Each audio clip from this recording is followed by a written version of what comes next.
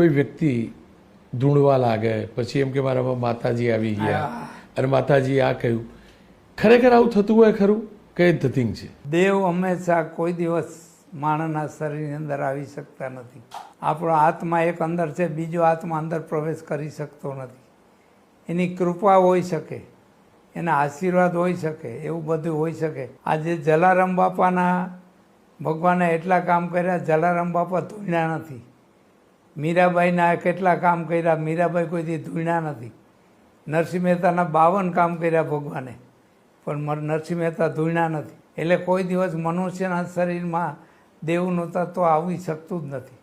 દેવત્વ આવે કે જે તમારું ઈચ્છિત કામ કરે, તમારા કાર્યમાં સફળતા મળે, તમારું ધાર્યું કામ થાય, સાધના કરવામાં તમને આનંદ આવે, એવું બધું દેવ કરી શકે, પણ શરીરની અંદર પ્રવેશ કરી શકે નહીં.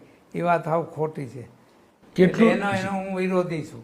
કેટલું જરૂરી છે આ ધૂણવું, ધૂણ્યા પછી ચમત્કાર બતાવવા, હાથમાંથી કંકુ પાડવી, આગ લગાડી દેવી, આ બધાને દૂર કરવું, ને કેવી રીતે સમાજ માટે લોકો ઘાતક છે? સમાજ લાલચું છે, એટલે સમાજ સમજતો નથી.